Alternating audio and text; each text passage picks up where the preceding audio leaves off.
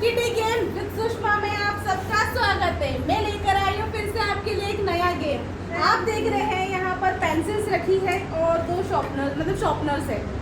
आपको करना कुछ नहीं है, आपको 1 मिनट के अंदर जो सबसे पहले शॉर्प करेगा पूरी पेंसिल वो विनर रहेगा।